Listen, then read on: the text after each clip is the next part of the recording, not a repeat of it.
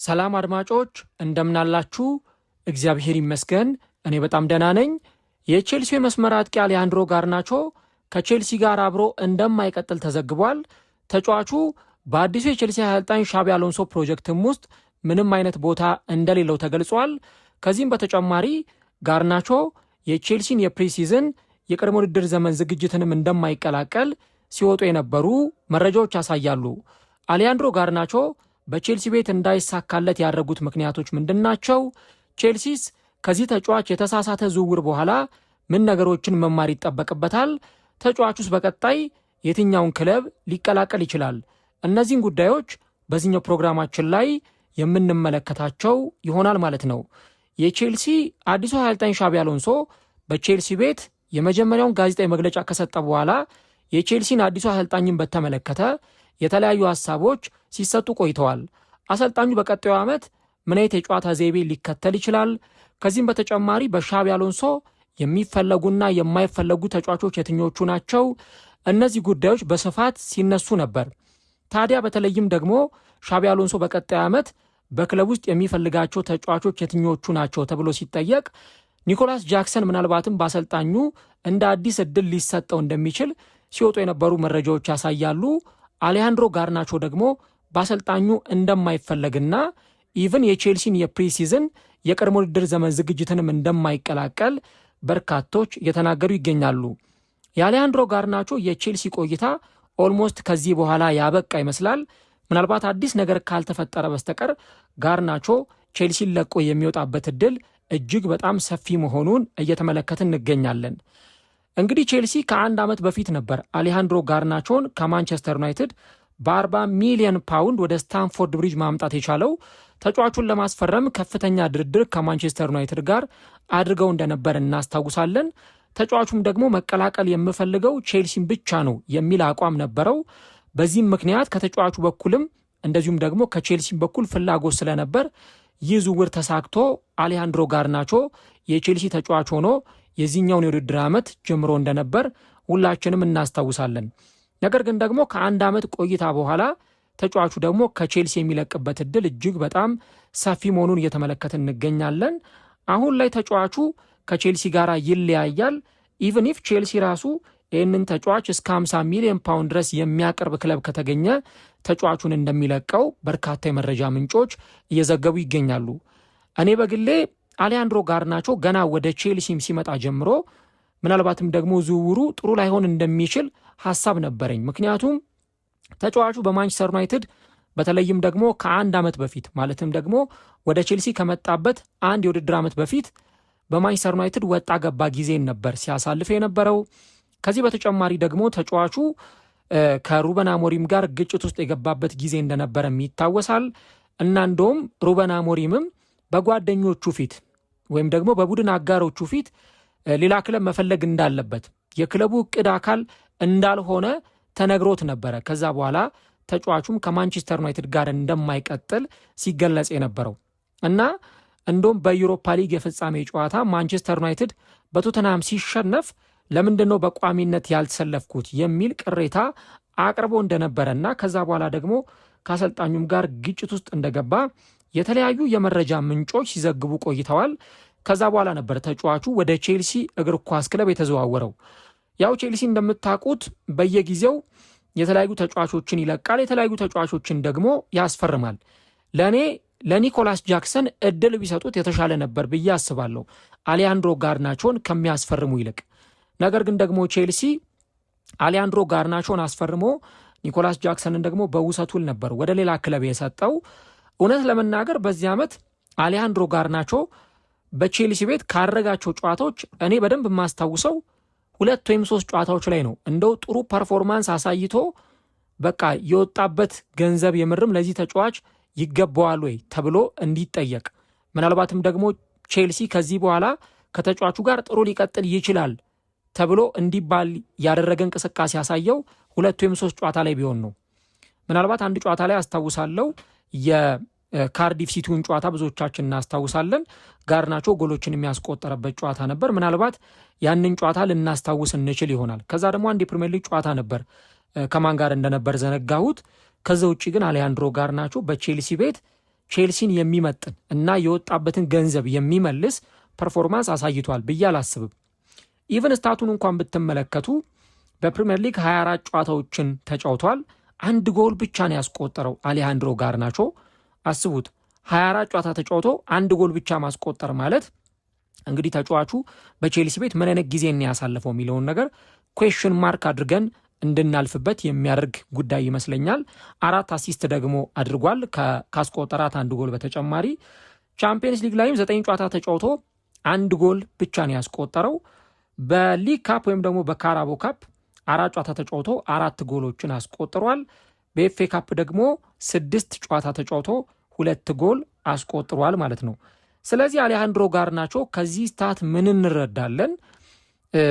ጋርናቾ የካፕ ተጫዋቾች እንደሆነ ለካራቦ ካፕ ለኤፍኤ ካፕ የሚሆን ተጫዋች እንደሆነ ነው እንጂ ለፕሪሚየር ሊግ እና ለቻምፒየንስ ሊግ ዊኬንድ ዊክአውት በሚደረጉ ጨዋታዎች ላይ የምርም ደግሞ በዚህ ወቅት እየተሰለፈ ለመጫወት ገና የሚቀረው ተጫዋች መሆኑን በደንብ ቁልጭ አድርጎ የሚያሳይ ነው። ምናልባት አንዳንዶች ገና እኮ በቼልሲ የመጀመሪያ ዓመቱን ነው ያሳለፈው፣ ስለዚህ ተጨማሪ ጊዜ ቢሰጠው የሚሉ ጥያቄዎችን ሊያነሱ ይችሉ ይሆናል። ነገር ግን ይህ ውሃ የሚያነሳ ምክንያት ሊሆን አይችልም። ምናልባት ምክንያቱ አሳማኝ ሊሆን ይችል የነበረው ጋርናቾ ለፕሪሚየር ሊግ አዲስ ተጫዋች ቢሆን ወይም ደግሞ ወደ ፕሪሚየር ሊግ ሲመጣ ለመጀመሪያው ጊዜ ቢሆን ኖሮ ኦኬ ለቀጣዮቹ ዓመታት ሊሻሻል ይችላል ብለን ልንናገር እንችላለን። ነገር ግን ቢያንስ በትንሹ ለ2 ዓመት በማንቸስተር ዩናይትድ በፕሪሚየር ሊግ ተጫውቶ ያሳለፈ ከተለያዩ አሰልጣኞች ጋር አብሮ የሰራ አሌሃንድሮ ጋርናቾ አሁን ለ3ኛ ወይም ለ4ኛ ሲዝን በፕሪሚየር ሊግ የሚጫወትበትን እድል አግኝቶ ጥሩ ፐርፎርማንስ ያላሳየው እንደው ለፕሪሚየር ሊጉ አዲስ ፊት ስለሆነ ነው ቢባል ብዙም አሳማኝ ምክንያት አይሆንም። ጋርናቾ የፕሪሚየር ሊግ ከበቂ በላይ ልምድ ያለው ተጫዋች ነው።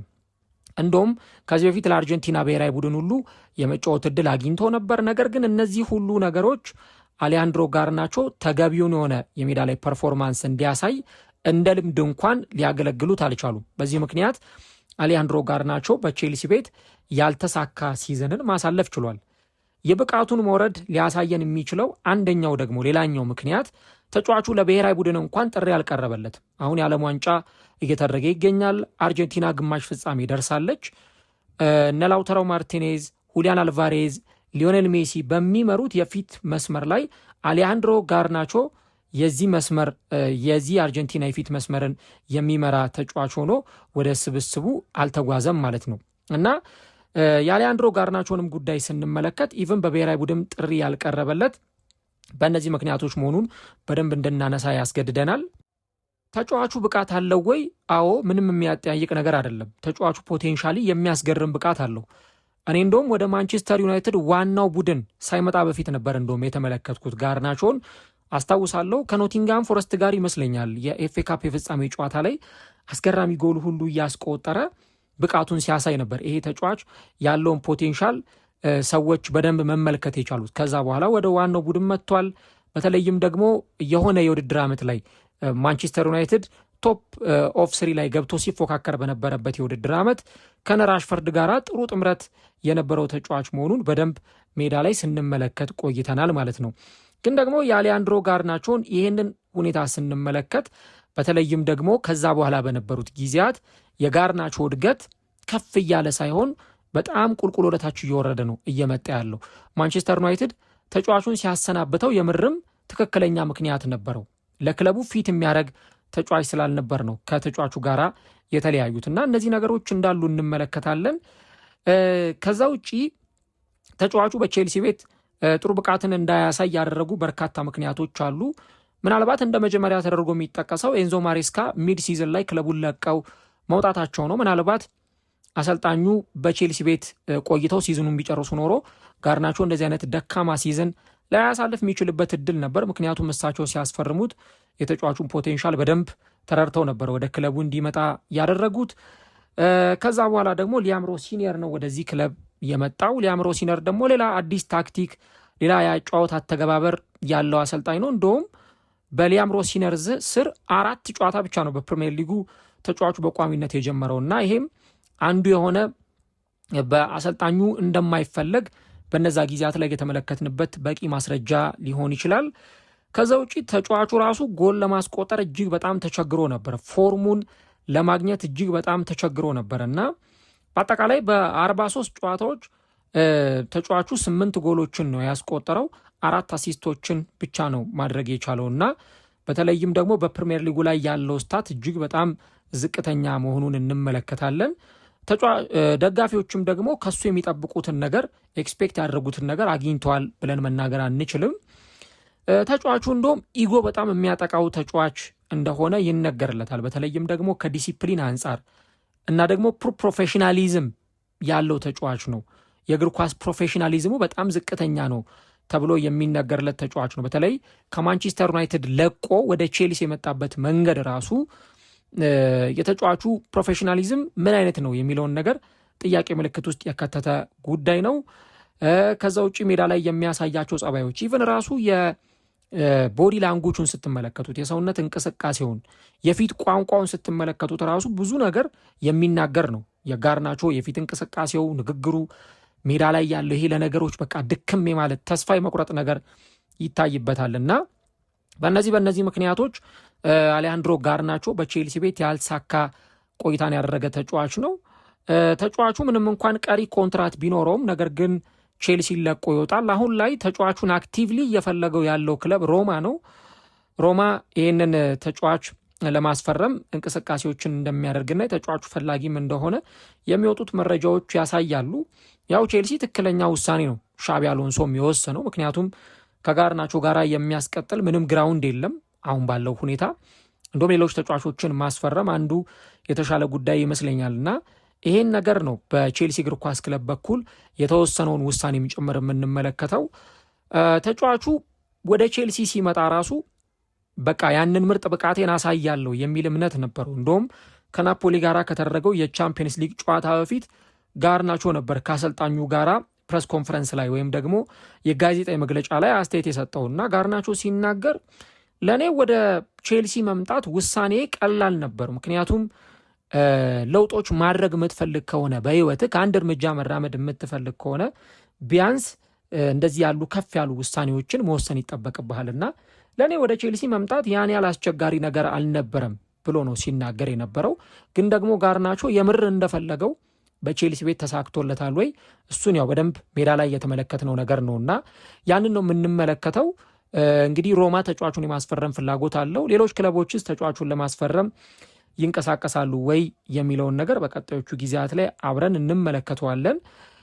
ከዛ ውጭ ግን ሌላኛውና ዋነኛው ቁልፉ ነገር ቼልሲ ከእንደዚህ አይነት የዝውውር ስህተቶች ሁልጊዜ መጠበቅና ራሱን ማረም ይጠበቅበታል። በቃ የሆኑ ታለንት ያላቸው ተጫዋቾች ገበያው ላይ ስላሉ ብቻ ወይም የሆኑ ተጫዋቾች ቼልሲን መቀላቀል ስለፈለጉ ብቻ እነዛን ተጫዋቾች ለማስፈረም ጥረት ማድረግና እነዛን ተጫዋቾች ማስፈረም ዋጋ ያስከፍላል። ቼልሲን በባለፉት ጥቂት ዓመታት የተቀላቀሉ ከዋክብት ናቸው የተባሉ ተጫዋቾች ሳይሳካላቸው የቀሩባቸውን ጊዜያቶች ተመልክተናል። በአንድም በሌላም ምክንያት ማለት ነው። ለምሳሌ ሊያም ዴላፕን አይተነዋል። በዚህኛው ዓመት በቼልሲ ቤት ጥሩ ጊዜን ያሳልፋል ሲባል ነበር። ነገር ግን ኢፕስዊች ታውን ላይ ያየነውን ተጫዋች በፍጹም አልተመለከትንም። ሌሎች አዳዲስ ፈራሚዎቹን ሁሉ ማንሳት ይቻላል። እንደነ ጄሚ ጊቴንስ ያሉ ተጫዋቾች ከፊትነስ ጋር ከአካል ብቃት ጋር ሁሉ ሲቸገሩ ነበር እና የአሌሃንድሮ ጋርናቾም ዝውውር ስህተት እንደነበረ ሻቢ አሎንሶ ተረድቶ ነው ይህንን ውሳኔ የወሰነው። እንደውም ለኒኮላስ ጃክሰን እድል ቢሰጠው የተሻለ ዴሊቨር ማድረግ የሚችል ተጫዋች በመሆኑ ምክንያት ተጫዋቹ እድል እንዲሰጠው ተደርጓል ማለት ነው። እስቲ ቼልሲ ደጋፊዎችስ ምን ሀሳብ አላችሁ? አሌሃንድሮ ጋርናቾ በተለይም ደግሞ በዚህኛው የቼልሲ ስብስብ ውስጥ ምን አይነት ፐርፎርማንስ አሳይቷል? ሻቢ አሎንሶ የወሰኑ ውሳኔ ትክክለኛ ነው ወይስ እድል ቢሰጠው የተሻለ ነበር? ኮሜንት ላይ ሀሳቦቻችሁን አስቀምጡልን። በቀጣይ የጋርናቾ ማረፊያ የሚጠበቅ ይሆናል። ቼልሲ ግን ከዚህ በኋላ እንደዚህ አይነት ስህተቶችን ላለመድገም ትልቅ ትምህርት የሚወስድበት ዝውውር መሆን ይጠበቅበታል ተብሎ ያለፈ የጋርናቾ ዝውውር ሆኗል ማለት ነው።